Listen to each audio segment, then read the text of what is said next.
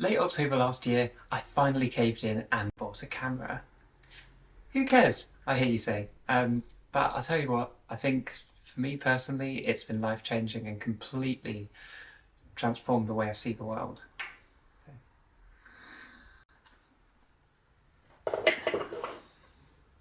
This is going to be about 5 minutes of me being kind of pretentious and nerdy about cameras and stuff, just to warn you in advance. So my story starts in early October 2022.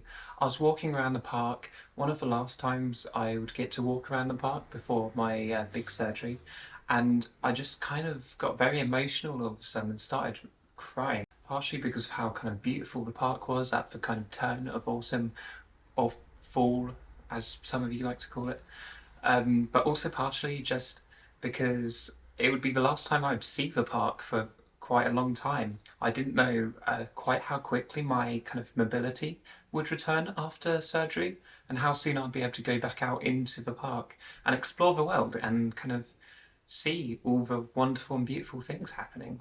I'd be too tired and bedbound to want to go out and into nature on my favourite season of the year, which is autumn. I was absolutely devastated. So while taking photos on my phone camera, I kind of had this realisation that actually taking photos is actually quite a fun little hobby that I've been doing for a little while, purely on my phone. It can be as mobile or as static as you want it to be. I kind of realised that this is something I could get into while recovering. It would allow me to capture a world I so desperately missed while being in hospital and in my bedroom recovering. And I'd be able to develop and adjust my photography as I recovered and got back out into the world. And that's why I decided I would buy a camera.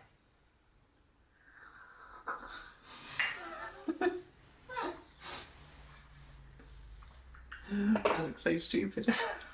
I ended up settling with a Sony Alpha 6400, which is a small, compact, crop sensor camera. Crop sensor means that the actual chip that is capturing the light is smaller than you'd find on other cameras.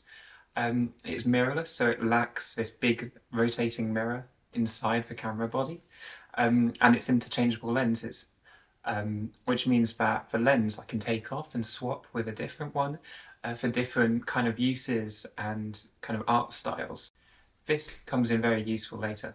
It meant that the camera is very small and compact, and I bought it second hand, which meant it was reasonably cheap compared to others as well. It did not come with a lot of the accessories that it was meant to, but it did come with the base lens, which would allow me a little bit of zoom, and it'd be kind of fine, right? Like a decent entry-level dive into the world of photography. Going out for my first few photo shoots post-recovery was really exciting. I'd had this new camera and I was taking photos of relatively static things like pigeons and flowers and trees and buildings. And I was kind of just getting used to the camera and the controls and just getting used to just compositing photos and just like framing things up and a little bit of editing as well. I did run into a couple of issues with the lens quite quickly. So I noticed that it wasn't really the sharpest in the world, and I was getting a little frustrated at times because there'd be photos I'd line up and then it wouldn't always be the most in focus. This is partially my fault. This is kind of being a novice, right? It's all part of the learning experience and being able to use your kit to your potential. But it wasn't the end of the world, you know? It was like a perfect beginner thing. I could zoom with it. I could like snap photos of stuff, and you know, like the size of it's tiny. An unassuming visit to a camera shop in early December with a friend led me to discover a little Helios lens with an adapter just hidden away in the corner of the second-hand shelf. I tried it on my camera and instantly fell in love with it. The Helios is a lens that was designed and built in the Soviet Union from the 1960s onwards. It's based on a Carl Zeiss lens from around the same time period. Obviously, because it's a vintage lens, it lacks a lot of the creature comforts I was kind of used to at the time, like autofocus. So I had to learn about manual focus really quickly. And this lens, it was made from the worst of the three factories that produced this lens. So it had a few little defects like light can sometimes bleed into the frame. Sometimes it's a little hard to get the focus quite right. But these imperfections I actually love, and it's actually what made me really love the lens, is that it really adds this creative style. This is the lens I use when taking portraits of my friends because they always come out so gorgeous. And my favourite part about this lens is that it has this effect with the bokeh, so like the background blur, right? Where it will have like a circular, swirly kind of pattern to it, and it really draws your eyes in on the subject. It's really beautiful, and yeah, it's a lot of fun to use. I think this was the point where I went from dabbling in photography as kind of like a little fun thing to actually developing it as a bit of a hobby. Because at this point, you know, I was really invested and I was having a lot of fun with it. And I'd actually start kind of putting my camera in my bag and taking it away with me way more often compared to when I first got the camera. I think photography really helps you reconnect and be a lot more mindful about the world around you. You start noticing things like the way that light is kind of bouncing around, like bounce off buildings and kind of illuminating certain things in very interesting ways.